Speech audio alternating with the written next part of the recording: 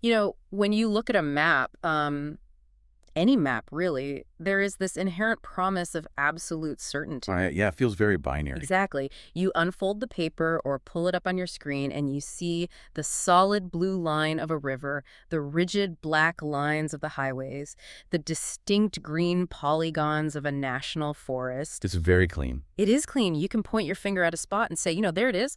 That's where we are, and that's where the water is. It's incredibly comforting, honestly. I mean, humans are wired to want visible boundaries. We want our natural resources to be perfectly categorized and securely stored in neat little geographical boxes. But then you try to map out the future. You try to map out a community's energy transition, its water security, its economic survival over the next 50 years, and suddenly that pristine map is, well, it's completely blurred. Oh, absolutely. We're looking at a landscape of decisions right now that is overwhelmingly murky. Because it's the absolute definition Yeah. of a complex, multidimensional puzzle. You pull on one thread, let's say, Yeah. the promise of clean renewable energy, and you quickly realize it's physically tied to the groundwater. Right. And that groundwater is tied to the local economy. And that local economy is tied to century-old cultural traditions. You Yeah. can't change one without vibrating the entire web. And that vibrating web is exactly where we are heading today. We are going to explore a massive, highly debated green energy proposal in northern New Mexico. It's a fascinating case study. It really is. But before we pull apart this map, I need to take a quick pause for a transparency check on how we built this deep dive. I have to read a quick disclaimer about the material we are using today, and I'm going to read this verbatim so we are completely above board. Go for it. Here it is. This content was automatically generated using AI from a curated set of source documents selected for this project. While the underlying sources were intentionally chosen to support a thoughtful and well-informed overview, the final narration, wording, emphasis, and pronunciation were generated by Notebook LM and may not fully reflect the exact language, tone, or perspective of the Taos Community Resilience Initiative. This content is shared as a supportive learning tool to encourage thoughtful discussion and critical thinking. The original source materials remain the most accurate reference point. Thank you for your engagement and understanding. Disclaimer handled. And honestly, that transparency is the perfect transition into our specific mission for this conversation. Yeah, because today we aren't just doing a dry technical breakdown of a proposed power plant. Not at all. We are looking at this entire situation through a very specific and I think a vital lens. The Taos Community Resilience Initiative, which we'll just refer to as the CRI. Right.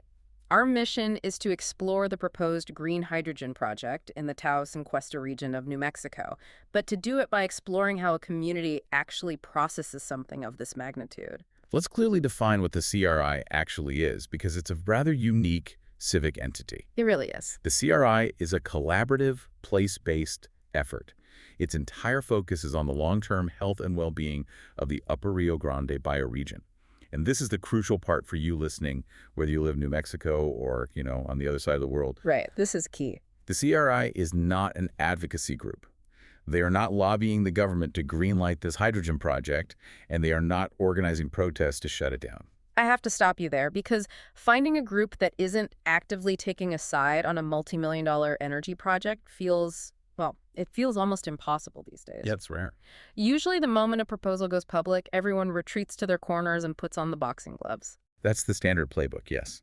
But the CRI is designed to be a neutral, trusted platform. Their core goal is to provide shared access to well-organized, rigorously vetted ecological data. Okay. They take all the incredibly dense technical documentation, the environmental assessments, the hydrological surveys, the engineering schematics, and they translate it into accessible language. So they're kind of acting like a translator for the public. Exactly. They provide the ecological intelligence so that residents, civic leaders, and local organizations can actually understand the physical reality of what's being proposed. And at the heart of the CRI is a deceptively simple core question. How can a community strengthen its capacity to understand what is happening, explore what is possible, and make wiser decisions together? It sounds so rational on paper, doesn't it? It does. But when you introduce a massive industrial project into a tight-knit, historically complex community, answering that question becomes a monumental task. Think of it like a town square mediator who happens to be holding a comprehensive encyclopedia. In a world where every single public project turns into an immediate, highly polarized tug of war, the CRI isn't grabbing the rope. They're staying out of the mud. Right. They aren't trying to pull you to the left or the right. They are basically standing in the middle, trying to illuminate the field so everyone can see where they are actually standing, what the ground conditions are before the pulling starts. And to understand why this specific green energy project is causing such a complex, emotional, and deeply divided reaction, we have to first understand that ground. We need to look at the severe ecological reality of Taos in Cuesta. That's our starting point, really, the context of place. Because you can't evaluate an infrastructure project in a vacuum. No, you absolutely cannot. It is happening in the high desert of the American Southwest. And the climate data from our sources paints a picture that is, frankly, alarming. It requires a profound shift in perspective. If you look at the broader Southwest, and New Mexico specifically, the region is currently enduring the driest multi-decade period in at least 1,200 years. Wait, wow. We are talking about a historic mega-drought, and this isn't just a slight dip in rainfall. Hold on, I want to linger on that 1,200-year statistic. How do we even know that? We didn't have weather stations in the year 800. It's a great question. Scientists know this primarily through dendrochronology, the study of tree rings. Oh, right. By looking at ancient trees and fossilized wood across the Southwest, climatologists can map out soil moisture levels going back over a millennia. A narrow ring means a dry year. A wide ring means a wet year. Makes sense. And when they look at the last 2 decades, the rings are consistently tighter than they have been since the medieval climate anomaly. This is a structural shift of the climate, not just a temporary dry spell. And the forward-looking projections from the state and geoscience sources suggest it's going to intensify. They project roughly 5 to 7 degrees Fahrenheit of warming over the next 50 years. Which is massive. 5 to 7 degrees. That doesn't just mean you run your air conditioner more. That fundamentally alters the hydrology of the entire state. It changes the physical behavior of water. When the atmosphere is that much hotter, it's also thirstier. It demands moisture. So even if the region gets a decent winter snowpack in the Sangre de Cristo Mountains, a massive percentage of that snow never makes it to the rivers. Why not? It undergoes sublimation. Sublimation meaning the snow turns directly into water vapor and goes right back into the atmosphere without ever melting into liquid water. Precisely. It skips the liquid phase entirely because the air is so dry and warm. That is wild. And the snowmelt that does survive gets absorbed by the parched soil before it can run off into the streams and recharge the aquifers. This is why New Mexico's 50-year water action plan is warning that without major intervention, the state could face a 25% reduction in available water by 2050. A quarter of their water. Gone. Gone. Major river flows are going to definitively decline.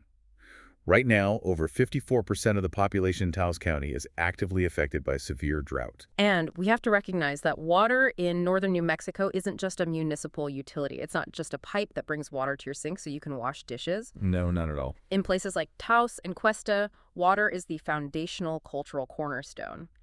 This is a region with a profound connection to the land, grounded in multicultural, intergenerational, and indigenous wisdom traditions. We really have to talk about the acequias. The acequias are critical to understanding this landscape. For those who might not be familiar, an acequia is a community-operated irrigation ditch system. But, describing it as a ditch is a massive understatement. It's like calling the U.S. Constitution a piece of paper. Exactly. That's a great way to put it. The acequias represent a way of life, a system of communal governance, and a shared responsibility for water that dates back centuries. They blend Spanish colonial water law with deep indigenous agricultural practices. So it's not just infrastructure. Right. The water doesn't just flow through a channel, it flows through a social contract. There is a mayordomo, a ditch boss, who manages the flow.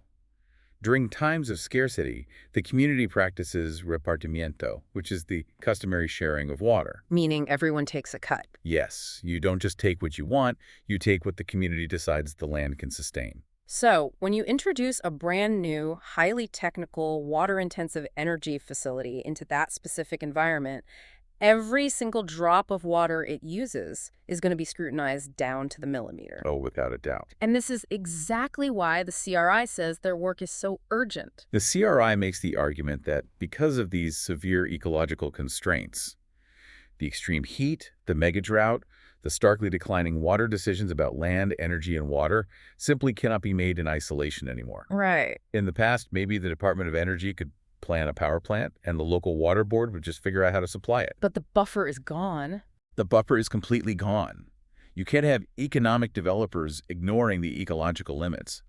The CRI, which was convened by a group called Local Earth and utilizes an incredibly robust data platform called EcoS, was formed to pull all this fragmented intelligence together. To get everyone on the same page. The goal is to move the community toward proactive planning, rather than constantly reacting to crises, whether that crisis is a wildfire, a dry well, or an unexpected industrial proposal. Put yourself in the shoes of a local resident for a second. If you know your town's water bank account is essentially slated to be slashed by 25% over the next 2 decades, every single withdrawal from that account feels existential. It's terrifying. How does a community even begin to process a massive new industrial project under that kind of intense psychological and ecological pressure? That tension is the defining feature of this entire narrative. Yeah. And it brings us directly to the catalyst of this massive community dialogue. The Cuesta Green hydrogen proposal. Let's break down the actual mechanics and the scale of this project because it is staggering. This is a proposal driven by the Kit Carson Electric Cooperative, or KCEC. They are a member-owned utility serving about 30,000 customers across northern New Mexico. Okay. And they recently secured a massive $231 million grant from the USDA's Rural Utility Service. The master plan is to build a 50-megawatt solar array coupled with a 57-megawatt electrolyzer facility specifically to produce green hydrogen. And the location they've chosen for this facility is just as significant as the technology itself. The proposed site is a 25-acre footprint located right within the former Chevron molybdenum mine tailings facility in the village of Cuesta. A former mine, and not just an abandoned shaft in the hills. No, this is a legacy Superfund site. Yeah. For decades, the mine was the economic heart of Cuesta, extracting molybdenum, which is a mineral used to make ultra-strong steel alloys. Right. But the environmental cost was severe. Since the mine closed in 2014, the site has been undergoing massive environmental remediation. Just to give you a sense of the scale, the site currently has to pump and treat more than 4 million gallons of contaminated water every single day. 4 million gallons. Every single day. Just as part of the ongoing, likely perpetual cleanup process to keep heavy metals out of the Red River. Wow. Which makes the idea of building a clean energy facility there incredibly symbolically potent. But let's dive into the technical promise here, based on our source texts. Why does an electric co-op want to manufacture hydrogen in the first place? It's all about storage. Because KCEC has actually been incredibly forward-thinking with renewable energy. They achieved a major milestone, 100% daytime solar electricity back in 2022. During the day, they are running on the sun. Right, but of course the sun sets. Exactly. And right now, the best commercial lithium-ion battery storage they can deploy only lasts about 6 hours. And a 6-hour battery gets you through the evening peak. It covers the time when everyone comes home, turns on their ovens, cranks up the heat. Yeah. But it does absolutely nothing to get you through a multi-day winter storm when the solar panels might be covered in snow and the wind isn't blowing. Which is a very real threat in the high desert mountains. A critical threat. And that's where the green hydrogen comes in. Hydrogen in this context acts as a massive long-duration battery. Here's how the mechanics actually work. Lay it out for us. Through a process called electrolysis. You take the excess, unused daytime solar power from that new 50-megawatt array. You run a massive direct electrical current through water. That current breaks the strong chemical bonds holding the H2O molecules together, separating the oxygen from the hydrogen. Okay. You vent the oxygen, and you capture and store the hydrogen gas under high pressure. And then when the sun isn't shining, say, during a 48-hour winter freeze, you take that stored hydrogen gas and run it backward through a 25-megawatt fuel cell. The fuel cell recombines the hydrogen with oxygen from the air to generate electricity. And the only byproduct of that reaction is pure water vapor. Zero carbon emissions. The source texts indicate the system could provide anywhere from 41 to 50 hours of continuous energy storage. When you compare that to a 6-hour lithium-ion battery, it is a paradigm shift for grid reliability. It really is. The KCEC CEO, Luis Reyes, specifically noted that this long-duration storage would allow them to create isolated microgrids during severe emergencies. Meaning they could island themselves off. Right. For instance, if a massive wildfire threatens the main transmission lines coming into the valley, Cuesta could theoretically disconnect from the larger grid and power itself using the stored hydrogen for days. Beyond the grid reliability, we have to look at the immense economic hopes attached to this proposal, because you cannot separate the environmental impact from the economic trauma of this specific village. They are deeply intertwined. When that Chevron molybdenum mine closed in 2014, it was absolutely devastating. Cuesta lost hundreds of high-paying jobs overnight. It lost its primary economic anchor. Mayor John Ortega, whose own father worked at that mine for 30 years, noted in the sources that Cuesta has always been an energy community, a production community. Losing that identity and those reliable paychecks was a heavy blow that the town is still reeling from. And the financial projections for this hydrogen project offer a lifeline. The sources indicate a projected $298 million regional economic benefit over its first 5 years. Roughly $206 million of that is expected to directly benefit the village of Cuesta. That is an astronomical sum for a rural village. It's transformative. Right. It's projected to generate $44 million in new tax revenues. Mayor Ortega points out that this kind of revenue could fund full-time firefighters, reliable EMS services, desperate road repairs, basic municipal services that have struggled since the mine's tax base vanished. So it's about basic survival for the town. Exactly. Plus, the project promises over 200 well-paying jobs during the construction phase and several dozen permanent, highly skilled operational jobs once the plant is running. For local leadership, this represents a golden opportunity to turn a brownfield liability, a toxic Superfund site, into a state-of-the-art clean energy asset. I think an analogy helps visualize the energy architecture here. Let's think of this in terms of food security. Let's hear it. If the solar power is your fresh harvest from the summer garden, the lithium-ion batteries are like your kitchen refrigerator. They keep the vegetables fresh, but only for a day or two. Right. Hydrogen, on the other hand, is the canning process. It's the winter pantry. It takes a lot of effort up front, but it ensures the community survives the long, dark freeze of February. I like that. The solar harvest feeds you today, the hydrogen pantry feeds you in the winter. Right, but, and this is the massive looming but for this community, what if the canning process itself requires a whole lot of water? Yeah, that's the catch. If you have to use a significant portion of your town's well just to boil the jars and process the food, how do you balance filling the winter pantry with not completely draining the town's water supply? That is the pivotal question, and it transitions us directly into the deep systemic concerns held by many in the community. Because in a high desert region experiencing a megadrought, any project of this scale, regardless of its economic promise or its carbon-free footprint, immediately triggers profound anxieties about water. And these aren't just vague philosophical anxieties. They are urgent, grounded fears based on what residents are seeing with their own eyes. Absolutely. We see this detailed extensively in reporting by Kay Matthews in La Jicarita, which is an online magazine that does deep coverage of environmental politics and land use in New Mexico. She highlights the specific perspectives of grassroots groups like the Concerned Citizens and the Cuesta Watershed Protectors. They are looking at their rapidly dropping water tables, and they are sounding the alarm. The historical context they provide is vital. Danny Garcia, the chairman of the Cabresto Lake and Irrigation Association, provided some stark numbers in the reporting. He noted that the historic acequias in the region are profoundly struggling. And to understand the gravity of this, you have to look at the priority dates. Right, because Western water law operates on a prior appropriation system, essentially first in time, first in right. Whoever claimed it first gets their water first during a shortage. Correct. The Cabresto Ditch has a priority water right dating all the way back to 1815.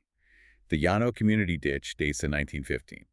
Under the law, Cabresto gets its full allocation before Llano gets a single drop. Wow, okay. But Garcia points out that by the year 2020, the Llano Ditch was receiving only 30% of its traditional water allocation. A 70% reduction. That means traditional agriculture, the orchards, the small farms that have sustained families for generations are literally drying up. They are seeing irrigation seasons that historically ran all the way through the autumn harvest now coming to an abrupt end in July. Yes. And while the community recognizes that climate change and the lack of winter snowmelt are massive macro factors, Garcia and other local experts point to a very specific local microfactor: the depletion of groundwater from local pumping. Okay, so they're blaming the wells. They fear that adding a new, permanent industrial water user to this fragile system will exacerbate an already dire situation. Let's get into the mechanics of that fear, because it centers on something called a cone of depression. What exactly is that, physically? Imagine drinking a very thick milkshake with a straw. When you suck on the straw, the ice cream doesn't drop evenly across the whole glass. It dips down sharply right around the straw, creating a funnel shape. Right. That is exactly what happens to the water table when you operate a high-capacity industrial well. The pump draws water up faster than the surrounding aquifer can refill it, creating a cone of depression in the groundwater levels radiating out from the wellbore. So the fear isn't just that the total volume of water is declining, it's that the water table directly beneath people's homes will physically dip out of reach of their shallower residential wells. Exactly. If an industrial well creates a deep cone of depression, a neighboring farmer whose well is only 100 feet deep might suddenly find themselves pumping air, even if there is still water deeper in the aquifer. Which brings us to the specific technical debate over the proposed water source for this hydrogen plant. The project plans to use an existing well located on the Chevron mine property, known as POD-18. Yeah, POD-18. This was originally an exploratory well used primarily for dust control operations during the mining days. The KCEC project requires somewhere between 47 and 100 acre-feet of water per year from this well for the electrolysis process. Let's try to put that number in perspective because it's a point of intense debate. Global data from energy researchers like the Rocky Mountain Institute suggests that green hydrogen is actually quite water efficient compared to traditional fossil fuel extraction. Right. Yeah. It uses roughly 20 to 30 liters of pure water per kilogram of hydrogen produced. Globally speaking, that's a tiny fraction of the water required to cool a traditional coal-fired power plant or a nuclear facility. And KCEC makes that exact argument. They point out that 47 acre-feet is relatively small compared to, say, heavy agricultural use like alfalfa farming. Right. They also note that the New Mexico Office of the State Engineer, which is the ultimate authority on water rights in the state, conducted an impairment analysis. That analysis concluded that diverting this specific amount of water from POD-18 would not adversely affect the local aquifer or noticeably diminish new by-surface flows in the Red River. That's the state's official stance based on their modeling. But I want to challenge that perspective. If you are a citizen of Cuesta and your historic acequia is running dry in July, global averages about coal plants simply do not matter to you. They don't. The local perspective is entirely focused on the immediate carrying capacity of the land. Right. The grassroots groups argue there isn't enough reliable long-term monitoring data regarding the true capacity of the POD-18 well. They fear that pumping tens of millions of gallons a year will inevitably create that cone of depression, threatening residential wells and further starving the acequias. It's a clash between a state-level engineering model and the lived reality of a dry ditch. Exactly. And this intense anxiety about the physical water is heavily compounded by deep systemic frustrations regarding the governance of the project and the transparency of the regulatory process. The process itself has become a massive point of contention. Critics of the project, as extensively reported in La Higuerita, were shocked by the environmental review submitted to the federal government. The EA. Yeah, the EA. To secure that $231 million USDA grant, KCEC had to submit an environmental assessment, or EA. The citizens noted that this EA was only 27 pages long. 27 pages for a multi-million-dollar project. Right. Many locals felt that a 27-page document couldn't possibly adequately address the massive 300-acre solar array portion of the project, let alone the complex hydrology of the electrolyzer. Furthermore, they claim there was no mandated formal public comment period for this specific EA. Let's break down the regulatory mechanics here, Yeah. because it's crucial to understanding the community's frustration. Under the National Environmental Policy Act, known as NEPA, major federal actions usually require extensive environmental reviews, often resulting in an environmental impact statement, or EIS. Okay. An EIS is typically hundreds of pages long and mandates extensive public comment periods where the agency must legally respond to citizen concerns. But this project didn't trigger an EIS. No, it triggered the lesser environmental assessment. And regarding the lack of a public comment period, KCEC explained that during a previous federal administration, certain executive orders and agency rule updates adjusted the NEPA guidelines. These changes limited or removed the strict requirement for public comment on certain specific types of federal decisions, ostensibly to speed up infrastructure deployment. KCEC has stated publicly that they followed the federal application process exactly as it was written and required for this specific rural utility grant. And following those rules resulted in the USDA issuing a finding of no significant impact, or a FON SSI. Yes, Of an SI essentially means the agency believes the project will not cause enough environmental harm to warrant the more rigorous, time-consuming EIS process. But imagine receiving that news as a resident, being told, the utility followed all the federal rules, and the rules say we don't technically need your input right now, and by the way, this massive facility will have no significant impact on your town. It felt incredibly dismissive to the critics. They felt intentionally bypassed by a bureaucratic loophole. Even though KCEC points out that they have hosted public listening sessions voluntarily, the critics point to the fact that the engineering plans submitted to the USDA were only a 10% conceptual design. That's a very common early-stage engineering milestone, often called a 10% design or a conceptual layout. But the citizens are asking a very logical question. How can a federal agency definitively declare no significant impact when the actual physical design of the plant is only 10% finished? How do you know the impact of the other 90%? I think this is a critical moment for us to take a strict neutrality check. Our goal here on the deep dive is not to validate or invalidate the USDA's FLNSI determination. It is not to litigate whether KCC should have voluntarily done an EIS, nor is it to side with the protest group's petitions to halt the funding. Right, that's not what we're doing. We are here strictly to impart the facts contained in our source documents to show a community wrestling with fundamentally conflicting, yet deeply valid, realities. It's a vital reminder, because on one hand, you have the very real, mathematically proven need for economic survival and zero-carbon grid resilience. On the other hand, you have the absolute existential necessity of ecological preservation and protecting a fragile water supply in a megadrought. Both things are true. Both needs are urgent. And reconciling those truths is incredibly difficult. If KCEC looks at the hydrology reports and says this water use is just a drop in the bucket compared to the historical water use of the Chevron mine, and the citizens look at their dry acequias and say, our bucket is already empty, the community is looking at two completely different maps of reality. How does a town navigate that without tearing itself apart? They can only navigate it by zooming out and understanding the broader context. Because to understand why Cuesta is feeling such intense localized pressure, we have to see how this project fits into a highly debated, incredibly well-funded national and even global push for hydrogen energy. We really have to talk about the national landscape. The federal government is not just passively interested in hydrogen, they are aggressively pushing it.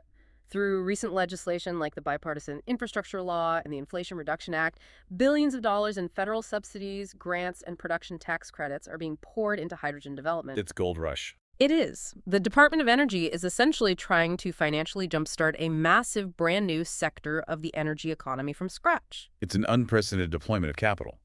But that massive influx of cash has created what some prominent environmental groups refer to as the hydrogen hype. And this hype has triggered deep systemic suspicions regarding who actually benefits from this transition. Let's look at the perspective of Earth Justice, a major environmental law organization featured in our sources. They are sounding a massive alarm about what they call dirty hydrogen. To understand their concern, we have to look at how hydrogen is actually made today. Right now, the vast majority of hydrogen produced globally is not made using solar power and water. It is made using natural gas through a process called steam methane reforming. Okay, so it still uses fossil fuels. Yes. This process requires fossil fuels and generates significant carbon emissions. So, Earth Justice is warning that massive oil and gas companies are using the hype around clean hydrogen as a Trojan horse. They fear these corporations are lobbying for federal subsidies to build out massive new pipeline and refinery infrastructure that will essentially lock in our reliance on natural gas for decades. All under the guise of transitioning to a clean future. Exactly. They view hydrogen not as a bridge away from fossil fuels, but as a lifeline for the fossil fuel industry. Right. But what about green hydrogen? The KCEC project isn't using natural gas, it's using water and solar power. Right. But even when you talk about green hydrogen, organizations like the Environmental Defense Fund point out a very complex, very critical nuance regarding the power grid. They argue that green hydrogen is really only beneficial to the climate if it adheres to the principle of additionality. Additionality. Let's break down how that actually works mechanically, because it's the crux of the national debate over green hydrogen tax credits. Imagine the electrical grid is a giant bathtub of energy. Okay, a bathtub. We want that bathtub filled with clean, renewable water. Now, you build a massive 57 megawatt electrolyzer to make hydrogen. If you plug that electrolyzer into the existing grid, it acts like a giant drain, sucking up a huge amount of the wind and solar power currently in the tub. Okay, so the electrolyzer is running on clean power. That sounds good. It sounds good until you look at the rest of the bathtub. By draining all that clean power for hydrogen, you've created a massive hole in the general power supply for everyone else's homes and businesses. Oh, I see. And how does the grid operator fill that sudden gap to keep the lights on? They ramp up whatever is available and cheap, which on most grids means turning on a natural gas or coal peaker plant. Exactly. So your green hydrogen facility just inadvertently caused a fossil fuel plant to burn more coal down the street. That defeats the whole purpose. It does. The only way to prevent this is additionality, meaning the hydrogen facility must build and bring new sources of clean electricity to the grid, entirely dedicated to its own operation. You have to add a new clean hose to the bathtub, not just drink from the existing one. And this is where KCEC forcefully defends their proposal. They argue that their project embodies true additionality. They aren't just plugging into the existing grid.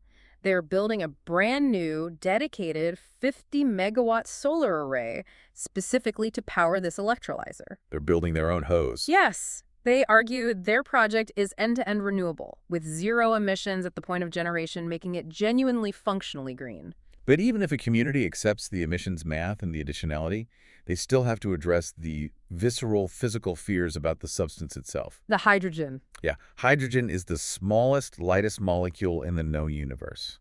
Because it is so tiny, it is notoriously difficult to contain.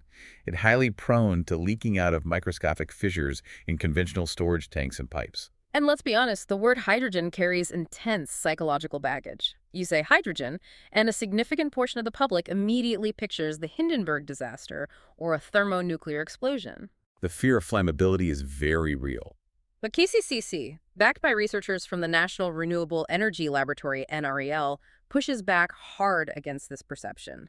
They point out that hydrogen is not an experimental new substance. It has been used safely at a massive industrial scale for over 80 years in refining and fertilizer production. And to address the specific leak concerns, KCEC is currently undertaking a $500,000 safety and engineering study funded by the Department of Energy. This study is dedicated to designing state-of-the-art leak detection systems and specialized high-pressure storage vessels designed specifically for the tiny hydrogen molecule. There's also a fundamental physical reality about hydrogen that actually makes it safer in certain scenarios. How so? Because it is so incredibly light, if a storage tank were to rupture outdoors, the hydrogen gas doesn't pool on the ground or spread out laterally. It violently shoots straight up into the atmosphere at about 45 miles per hour and dissipates incredibly rapidly. Oh, interesting. And it is completely non-toxic. You can't poison the soil with a hydrogen spill like you can with diesel or chemical tailings. Lynn Skald, the director of the Cuesta Economic Development Fund, made a really grounded, practical point about this risk perception. She noted that pretty much everyone living in rural Cuesta already has a highly pressurized, highly flammable 500-gallon propane tank sitting right in their backyard. That's a great point. If a propane tank leaks, that gas is heavier than air, it sinks, it pools in your basement, and if it finds a spark, the results are catastrophic. Her point is that hydrogen requires highly specialized, rigorous handling, absolutely. But experts argue it is fundamentally just as safe, if not safer in specific outdoor leak scenarios, than the fuels rural communities already live with every single day. I want to synthesize all of this from the perspective of the community. Think about the crossfire they are caught in. On one side, you have the immense weight of the federal government throwing billions of dollars at hydrogen, essentially saying, this is the silver bullet to save the climate and modernize the grid, and we will pay you to build it.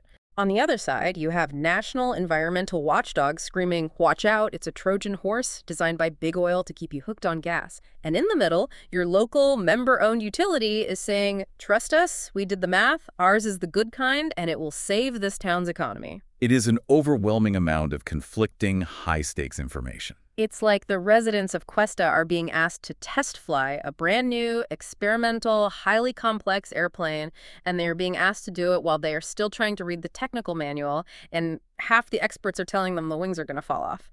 That feeling of flying blind amidst all this noise and technical jargon is the exact reason the Taos Community Resilience Initiative exists. We have a complex technical project, severe ecological constraints, massive economic hopes, deep civic distrust, and a confusing national narrative. This is the exact knot the CRI framework is designed to help untangle. So let's talk about how they actually execute that mission. Because the CRI doesn't just put out a generic statement calling for unity. They have a very practical, methodical, 8-step framework designed to move a community from a state of fragmentation and high anxiety toward a grounded, constructive civic process. And rather than just listing those steps like a textbook, let's visualize how this actually plays out in reality. Sure. Imagine a typical, highly contentious town hall meeting regarding a major development. Usually, people arrive already angry. They have a stack of rumors they read online. The developers have a slick PowerPoint presentation that glosses over the risks, and the entire structure of the meeting is designed for people to yell into a microphone for 3 minutes at a time while a zoning board stares blankly back at them. It's a recipe for polarization. It generates heat, but no light. Exactly. The CRI intervenes to change that entire dynamic. Their first moves, what they call steps 1 through 3, are entirely about establishing a shared baseline of reality. Before anyone argues about whether the plant should be built, the CRI works to ensure everyone agrees on what is actually being proposed. They act as the neutral data aggregator. Yes, they gather the trusted, verified data. They pull together the KCEC engineering proposals, the official USDA environmental assessment, the historical flow data from the state hydrologist, the safety studies from NREL. They put it all in one accessible place. And then what? And then, crucially, they identify the key open questions. Instead of letting the town hall devolve into a vague shouting match about the environment, they clearly define the parameters of the debate. Like framing the actual issues. Exactly. We need to understand the precise water sourcing from POD18, we need to model the aquifer impacts, we need to quantify the economic trade-offs, and we need to verify the safety protocols. They categorize the anxiety into solvable inquiries. And then they do something I think is incredibly rare in public policy. They translate the science. This is their step 4. They take that dense 27-page federal EA, they take the complex 10% conceptual engineering designs, and they turn them into accessible public resources. Real translation. We're talking plain language FAQs, visual data dashboards, and clear, unbiased briefing documents. They democratize the technical information so that a local farmer doesn't need a PhD in hydrology to meaningfully participate in the future of their own town. It levels the playing field, Yeah. which allows them to completely restructure the physical space of civic engagement. There are steps 5, 6, and 7. Okay, so moving from data to dialogue. Yes. Instead of that adversarial town hall with a microphone and a timer, the CRI facilitates community learning spaces. Oh. These are carefully held dialogues, often roundtable formats. Disagreement is absolutely allowed, in fact, it's expected, but the structure requires that the disagreement remains respectful and grounded in the shared facts they've established, rather than descending into partisan polarization or personal attacks. And when people speak in those spaces, their input doesn't just vanish into the ether. The CRI actively synthesizes that community input. If 50 different residents express a deep fear about the priority water rights of the Essequias being violated, the CRI doesn't just hand the utility 50 angry letters. Right. They consolidate it. They synthesize that feedback into a clear thematic priority that decision makers are forced to digest and address. They ensure the community truly feels heard, not just humored. They also actively support transparent civic participation. They educate residents on how the actual governance and permitting process works. They show them where the levers of accountability actually lie, and they teach them how to prepare informed, scientifically grounded public comments that carry legal weight with agencies like the USDA or the state engineer, rather than just venting on social media. What I find most fascinating about this approach is that the CRI isn't trying to force a consensus. They aren't trying to make everyone hold hands and agree that the hydrogen plant is wonderful or agree that it's terrible. That is not their job. No, not at all. Let's look at it collaboratively. The CRI is essentially building a really sturdy, meticulously crafted table. Right. And they don't have an opinion on what meal is ultimately served on that table. Exactly. Whether the community decides to serve the hydrogen project or a different solar initiative or a pure conservation plan, the CRI's only goal is to make sure the table is strong enough that it doesn't completely collapse under the weight of the family arguing over dinner. They are providing the structural integrity so the argument can actually be productive. A sturdy table for an incredibly difficult, necessary conversation. And that brings us to the culmination of the CRI framework, Step 8. which asks the community to do something very difficult, to look up from that table, gaze out the window, and connect this single, immediate infrastructure dispute to the long-term survival of the entire bioregion. We really have to zoom out to the macro level, because here is the brutal reality. Whether Kit Carson Electric Cooperative breaks grain on that electrolyzer in June, or whether the protest groups successfully petition to have the USDA grant permanently revoked, the existential questions facing Taos and Cuesta aren't going anywhere. The 1,200-year mega drought does not care about the status of a USDA grant. The depletion of the aquifers will continue. The economic vulnerability of a former mining town will persist. Right. The CRI uses the intense focus on this specific hydrogen debate as an invitation, or perhaps a provocation, to ask the much larger structural questions. What forms of energy architecture and economic development are actually physically compatible with a water-constrained, high-desert landscape facing 7 degrees of warming? If over half your county is currently in a severe drought, what does long-term resilience actually look like? The sources we're reviewing raise profound foundational questions about how we structure society. How should this community think about energy reliability?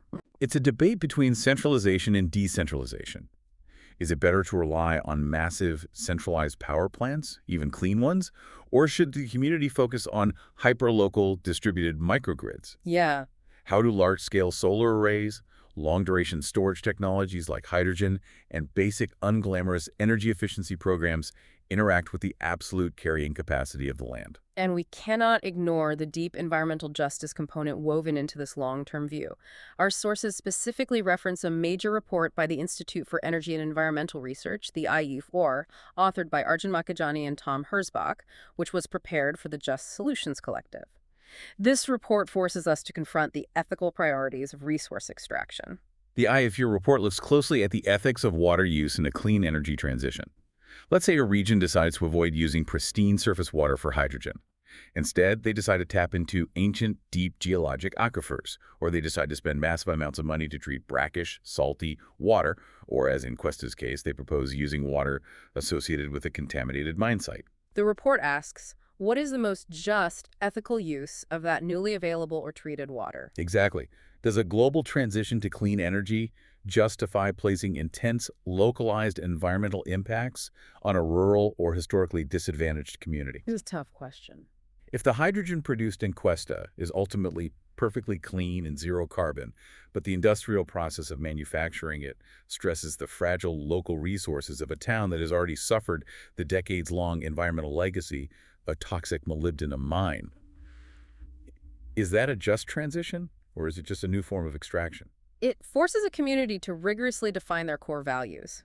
As the IEU report provocatively asks, if we are going to technologically mine water from an ancient underground sea in a desert region where reliable, clean domestic drinking water is sometimes lacking for marginalized communities, should that precious water be used to fuel a hydrogen electrolyzer for the power grid, or should it be prioritized for human consumption and traditional agriculture? It is the ultimate collision of priorities. And it forces us to realize that saving the environment is not a monolith. It's not a single unified goal. If we successfully solve the global carbon emissions crisis by deploying massive, sprawling green hydrogen facilities all over the Southwest, but in the process we drain a local aquifer, or we fundamentally alter the hydrology that supports a centuries-old sequia culture, did we actually become resilient? Right. It forces you to define what saving the environment actually means when you might be forced to choose between protecting the global atmosphere and protecting the local groundwater. And that impossible choice is the brilliance of the Taos Community Resilience Initiative. They do not pretend to have the answer to that paradox. They don't offer a silver bullet, but they insist absolutely that the community itself must be the one to make that choice. Together. And they insist the community must make it with their eyes wide open, with the absolute best scientific data available, and with a fundamental structural respect for one another's fears and hopes. As we try to synthesize this incredible, complex journey we've been on today, I think it's abundantly clear that the Cuesta Green Hydrogen Project is so much more than a local zoning dispute over a power plant. It is a perfect, highly pressurized microcosm of the entire global energy transition. It really is. It features incredible paradigm-shifting technological innovation. It offers the promise of a vital economic lifeline for a historically traumatized town. And simultaneously, it presents terrifying potentially irreversible ecological trade-offs. It is the embodiment of the messy, real-world friction we face. It's the friction of trying to rapidly build a brand new sustainable future while literally standing on fragile, drought-stricken ground. Yeah. And I think it highlights perfectly why organizations like the Taos Community Resilience Initiative are so vital to our survival. They represent a completely different, desperately needed kind of infrastructure. We talk endlessly about physical infrastructure, the billions spent on solar panels, electrolyzers, high-voltage transmission lines, and pipelines. But the CRI is building civic infrastructure. Civic infrastructure. They're building the infrastructure of trusted, verifiable information, the infrastructure of respectful, structured dialogue, and the infrastructure of shared democratic stewardship. That concept of civic infrastructure is exactly what I want to leave you, the listener, with today. I want to offer a final thought to mull over as you navigate your own community's challenges. As we look at the immense, almost paralyzing scale of climate change, the reality of the mega drought, and the massive disruption of the global energy transition, we tend to obsess over technological resilience. We focus all our time, our billions of dollars, and our intellectual energy on figuring out how to store power for 50 hours, or how to engineer a better solar cell, or how to split water molecules more efficiently. We love a tech fix. We do.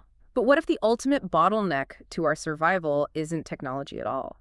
What if the most fragile infrastructure we have isn't the power grid, but our civic trust? Perhaps the true test of a community's resilience isn't whether they ultimately decide to build a massive hydrogen facility or whether they successfully organize to start it. Perhaps the true lasting test is whether the process of making that monumental decision leaves the community's social fabric stronger, more informed, and more capable, or whether it leaves them permanently torn apart and paralyzed by distrust. The energy we might need to conserve and cultivate the most as we face this incredibly uncertain future is our faith in each other's capacity to navigate the dark together. A profound and necessary thought to end on. It reminds us that resilience isn't just a metric of how well our machines survive the climate. It's a measure of how well we survive together. Thank you so much for joining us on this incredibly deep dive into the Taos Community Resilience Initiative, the realities of the megadrought, and the complex future of green energy. Keep questioning the maps you are handed, keep demanding to understand the mechanics of the world around you, and above all, stay deeply empathetically engaged with your own local ecological realities. We'll see you next time.